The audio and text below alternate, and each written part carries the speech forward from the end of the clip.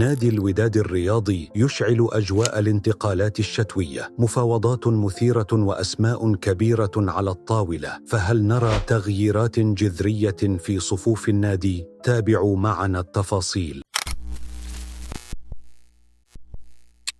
البداية مع خبر مفاجئ يثير الجدل بين جماهير الوداد. إدارة النادي تلقت عرضاً من وسيط للتعاقد مع الحارس الكوستاريكي المخضرم كايلور نافاس صاحب 38 من العمر، والذي لم يرتبط بأي فريق منذ بداية الموسم الحالي. نافاس الذي يمتلك خبرة أوروبية كبيرة بعد مشواره مع ريال مدريد وباريس سان جيرمان، أبدى استعداده لخوض تجربة جديدة في الدوري المغربي وتمثيل الوداد في بطولة كأس العالم للأندية المقبلة. لكن هل تحسم إدارة الوداد القرار؟ المدرب رولاني موكوينا والمدير التقني حسن بنعبيشة يدرسان جدوى هذه الصفقة بعناية قبل اتخاذ الخطوة التالية. وفي تطور آخر، المفاوضات مع الحارس مهدي بن عبيد وصلت إلى طريق مسدود. السبب؟